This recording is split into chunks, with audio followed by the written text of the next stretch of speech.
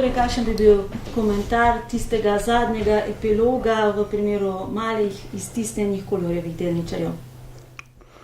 Ja, blizu 2400 delničarjev je bilo razlaščenih, iztisnjenih iz družbe Kollor strani Heliosa. Že dobrih 5 let je tega. Mi smo ves ta čas v intenzivnih postopkih pred sodiščem, poskusih poravnave, pogajanjih z upravo, predstavniki družbe Helios, skušali doseči kar optimalen rezultat za manjšinske delničarje, ki so bili po našem prepričanju razlaščeni ob prenizki denarni odpravnini. Naše argumentacije so se izkazale kot upravičene, navkljub dolgotrajnim postopkom, pritožbam strani Heliosa in drugim sodnim ter siceršnjim kolobocijam nam je, in z veseljem ugotavljam, uspelo dokazati, da so bili naši argumenti dejansko prepričljivi, utemeljeni. To je pripoznalo sodišče tudi na drugi stopnji, kar pomeni, da so delničarji upravičeni do dodatnih preko 100% odpravnine, kar pomeni poleg tiste denarne odpravnine, ki je bila izplačana takrat, še dodatnih blizu 102%, plus seveda zamudne obresti od takrat. Z drugimi besedami je to za teh blizu 2400 razlaščenih delničarjev v letu 2005 kar 635 tisoč evrov skupaj, do katerih so delničarji upravičeni. Pri tem kaže dodati, da se je precejšen del delničarjev odločil vstopiti v sporazum, ki smo ga ponudili, da so bili zastopani preko odvetniške družbe, ki smo jo v ta namen pri združenju angažirali, in ti so že prejeli na poseben fiduciarni račun sredstva, torej dodatno denarno odpravnino, medtem ko žal ugotavljamo, da Helios še ni niti obvestil preostalih delničarjev o tem, da so upravičeni do dodatne denarne odpravnine v, kot že rečeno, precejšnjem znesku in več kot 100% dodatku, pri čemer seveda bi moral pridobiti podatke za nakazila tem delničarjem. Preteklo je že kar nekaj časa, kot rečeno, vsi, ki so bili vključeni v sporazum in oddali pooblastilo odvetniku, ki smo ga angažirali, so ta sredstva že prejeli na fiduciarni račun, od nas tudi obvestila v zvezi z morebitnimi spremembami za nakazila teh sredstev, in nakazila v teh dneh že potekajo. Medtem ko še enkrat ostali delničarji žal niti obvestila še niso prejeli, obračajo se na nas, mi smo jih tudi proaktivno o tem obvestili, da so upravičeni do dodatne denarne odpravnine, in ob tem seveda pozivamo družbo Helios, da izpolni svoje obveznosti, ki so že zapadle. Hkrati pa seveda pozivamo tudi preostale delničarje, da vkolikor ne bi v doglednem času prejeli dodatne denarne odpravnine, da se lahko obrnejo tudi na nas in bomo, ne glede na to, da niso bili doslej vključeni v delničarski sporazum in oddali pooblastila odvetniški družbi, za njih dosegli in skušali doseči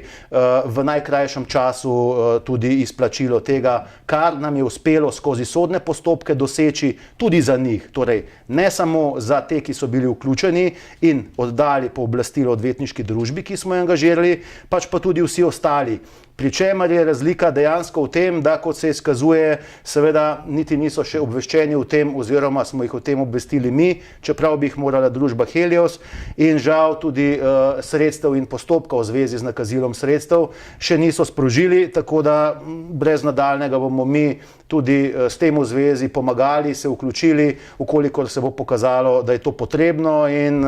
v teh dneh se to že izkazuje, deležni smo namreč številnih klicev tudi teh delničarjev. V primeru malih iztisnjenih Kollorjevih delničarjev ste dokazali, da so bili izigrani. V primeru malih Heliosovih delničarjev, ki jih sicer ni več, bi rekli kaj? No, v primeru malih delničarjev Heliosa, teh je po prevzemni ponudbi sicer ostalo precej malo, nekaj preko 100, je žal bil postopek preveritve primernosti denarne odpravnine onemogočen. Onemogočen zaradi tega, ker je bila iztisnitev na skupščini izglasovana neposredno po uspešnem zaključku prevzemne ponudbe, s čimer žal, glede na našo zakonodajo, velja, da je prevzemna cena kar tudi primerna denarna odpravnina, brez možnosti postopka, kot smo ga sprožili v primeru Kolorja.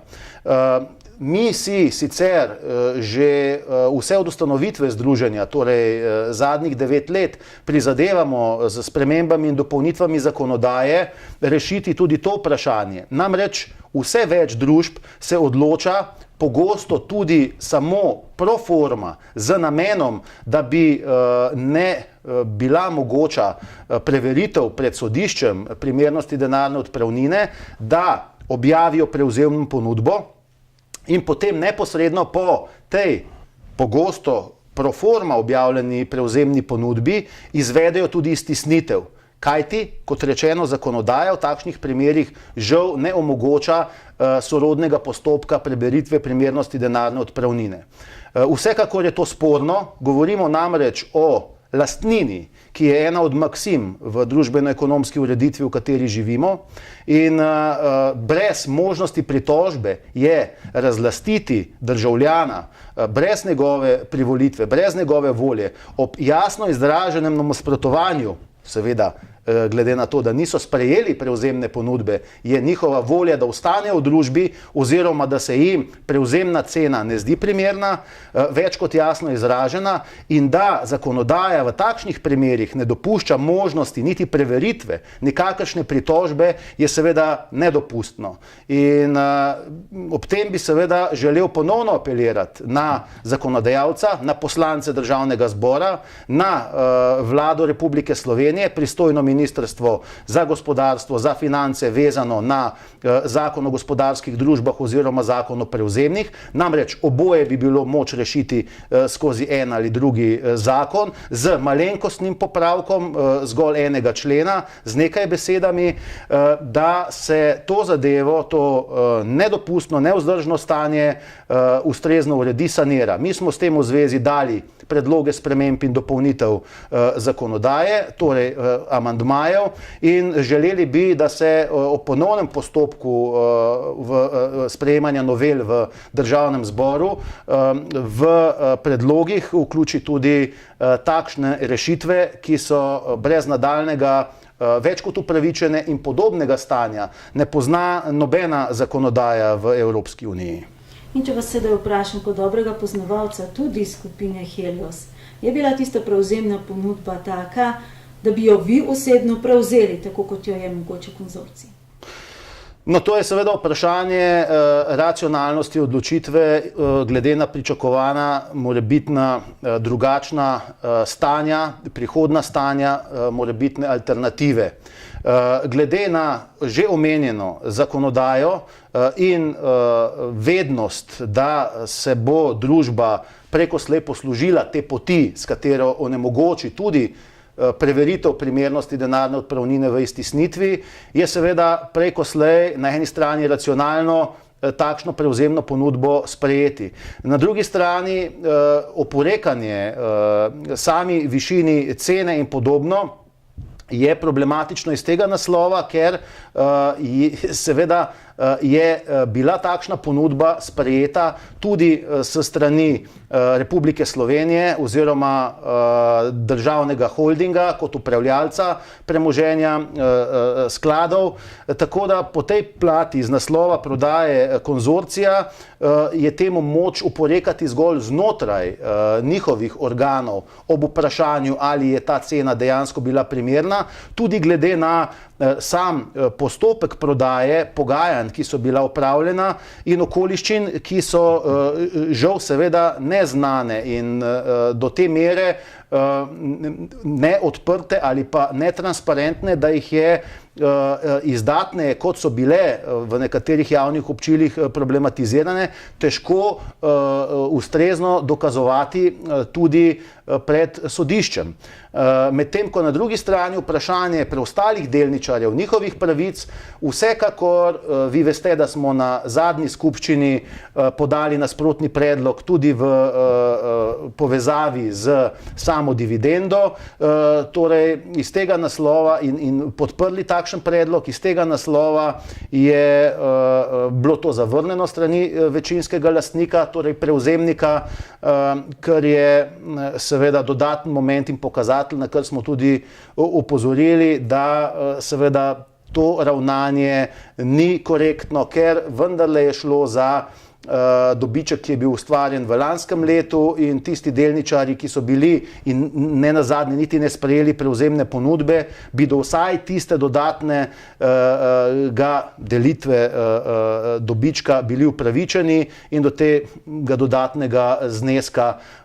ob siceršnji iztisnitvi, kot so ga seveda deležni zdaj. Je pa res, da se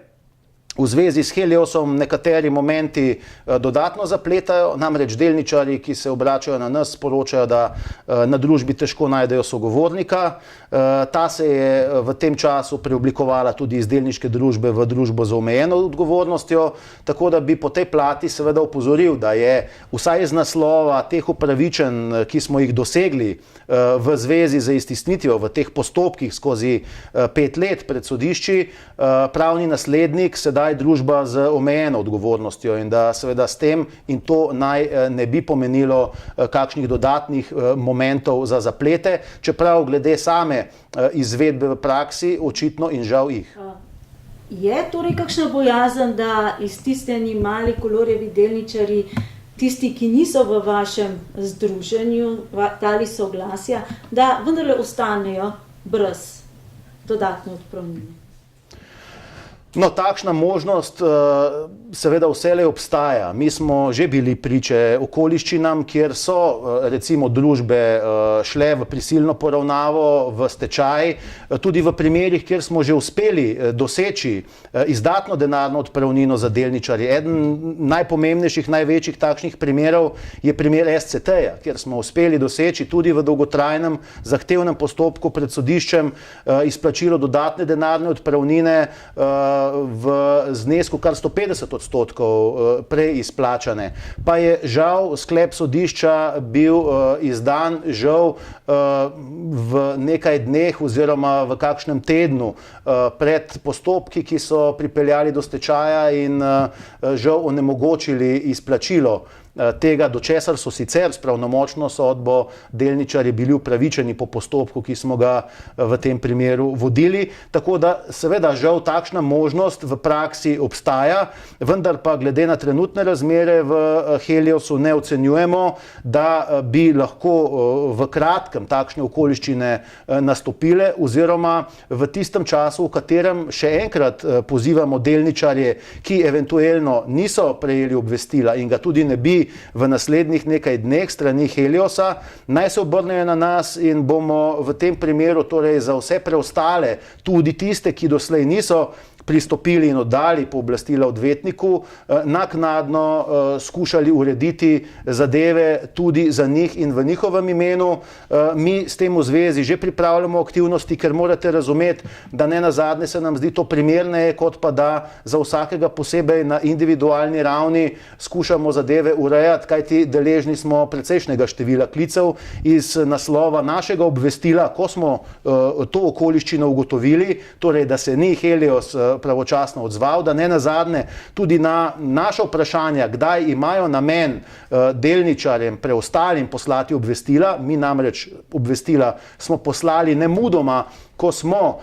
od Heliosa prejeli na poseben fiduciarni račun pri odvetniški družbi sredstva, ki jih, kot rečeno, že nakazujemo delničarjem.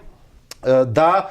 do takrat in v vsem tem času niso bili tudi ostali nepristopniki obveščeni. Mi smo s tem v zvezi upozorili Helios, da nas seveda zanimajo tudi ostali, da si ravno nimamo pooblastila neposrednega z njihove strani o tem, vendar pa je zdaj zelo jasna situacija pokazala, da je smiselno tudi z njihove strani še dodatno pridobiti ta pooblastila, torej ukolikor delničarji želijo, menijo, da jim to olajša postopke, lahko še vedno pokličejo, se obrnejo na združenje in mi bomo brez nadaljnega tudi v tem primeru za njih zadevo skušali urediti na kar se da hiter in učinkovit način. Kot kaže praksa, bi očitno bila boljša pot, če bi se že prej odločili pristopiti, a vendar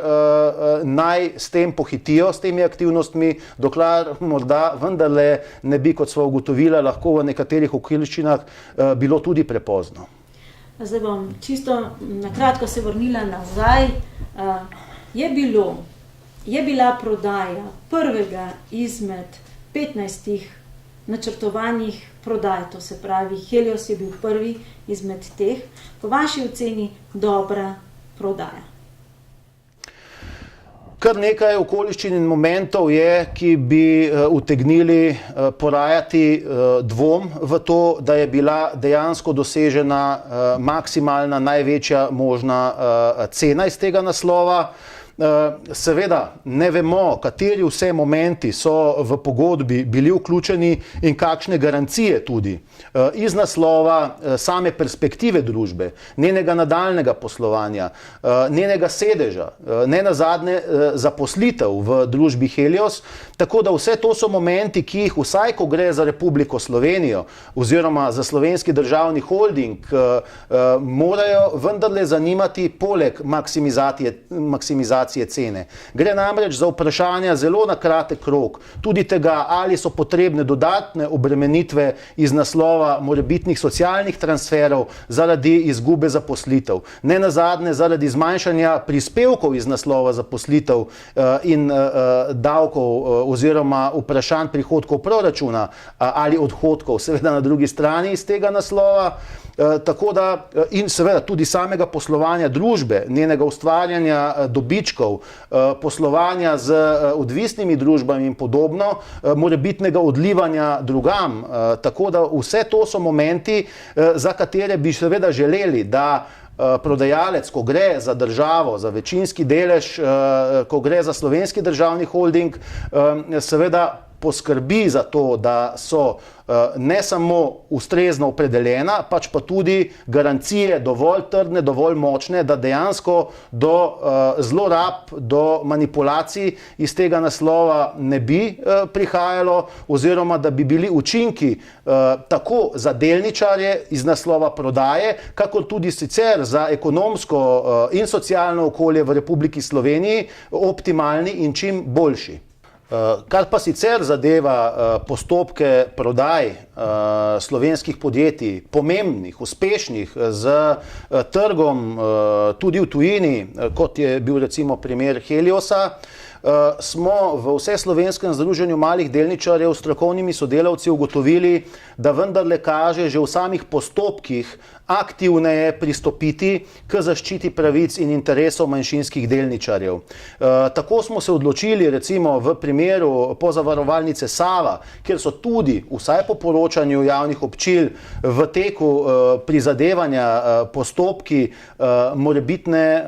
pomembne spremembe v lastniški strukturi družbe ali strateških partnerstev in podobno, da ob pomembnem deležu, ki ga tudi mali delničarji imajo v tej in drugih družbah, že preden pride do realizacije, skušamo z delničarskimi sporazumi poskrbeti za to, da so vključeni že v same postopke, da se preko naših pogajalcev, strokovnih sodelavcev, vkolikor seveda uspemo oblikovati dovolj velik sveženj, ki je iz tega naslova pomemben tudi v morebitnih pogajanjih, da skozi delničarski sporazum dosežemo za manjšinske delničarje še pravočasno, torej preden je eventualno že pozno ali pa tak postopek zaključen, doseči ne samo iz naslova morebitne prodaje optimalen izplen, pač pa tudi z vidika eventualnega upravljanja družbe, torej sodelovanja v organih nadzora, v nadzornem svetu ali pri vprašanju dividendne politike, torej delitve dobička in jasno same perspektive družbe. Manjšinski delničarji so v razvitih ekonomijah zaželena kategorija, zaradi tega, ker predstavljajo stabilnost v lastniški strukturi družbe, ne odločajo se praviloma z danes na jutri, kot morda nekateri drugi investitorji in deležniki v družbah, tako da po tej plati seveda tudi želijo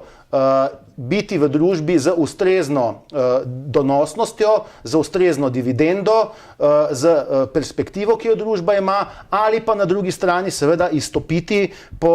čim boljši ceni, ukolikor se izkazuje, da drugačne možnosti ni. In takšnih primerov v našem prostoru je seveda kar nekaj, tako da iz tega naslova smo se odločili, da bomo in da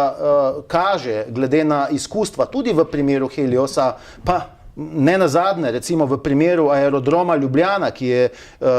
še ena morda od bolj izrazitih tovrstnih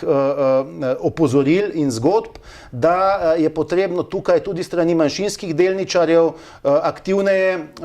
pristopiti že v teh procesih, ko potekajo. Zato tudi ob tej priložnosti pozivam, tako kot v primeru recimo Kolorja, kjer se to jasno izkazuje, in številnih drugih, mi tovrstnih postopkov uspešno peljemo v tem momentu preko 10, medtem ko jih je vsaj toliko bilo tudi že uspešno zaključenih. Naj delničarji pristopijo v delničarske sporazume, seveda ukolikor se z pogoji, ki so tam opredeljeni, strinjajo, kajti to se izkazuje, da je ustrezen pristop, ustrezen instrument za zaščito njihovih pravic in interesov, za maksimizacijo njihovega donosa, bodisi iz naslova prodaj, prevzemov družb, sodnih postopkov, morebitnih drugih okoliščin. Namreč skupaj povezani delničarji brez nadaljnega lahko dosežemo več in v Vseslovenskem združenju malih delničarjev smo v zadnjih 9 letih od ustanovitve skozi sila težke razmere pogosto vendarle dokazali, da je moč tudi za manjšinske delničarje izboriti, doseči več oziroma pravične odpravnine, pravične izteke postopkov, seveda toliko uspešneje, kolikor več delničarjev se odloči pristopiti in zaupati. Žal živimo v času, ko je zaupanje pogosto skrhano, ko ljudje nimajo praviloma več zaupanja v pobude, sploh in toliko bolj tiste, ki so vezane na kapitalski, finančni trg in tovrstna vprašanja. Pri tem vendarle želim izpostaviti, da smo v združenju v teh 9 letih v vseh primerih pokazali, da smo kredibilni, da smo strokovni in da se naših zavez držimo, ter da dejansko postavljamo na prvo mesto interes manjšinskih delničarjev, tistih, ki nam seveda zaupajo. Pogosto pa smo jasno tudi pod pritiskom kakšnih drugih interesov, morda večinskih delničarjev, morda koga, ki želi na drugačen način, na manj transparenten način, brez soudeležbe tudi manjšinskih delničarjev postopke peljati s takšnimi ali drugačnimi motivi in seveda iz tega naslova smo pogosto deležni tudi pobud, tudi nagajanj, tudi raznih anonimk, nepodpisanih, češ da bi naše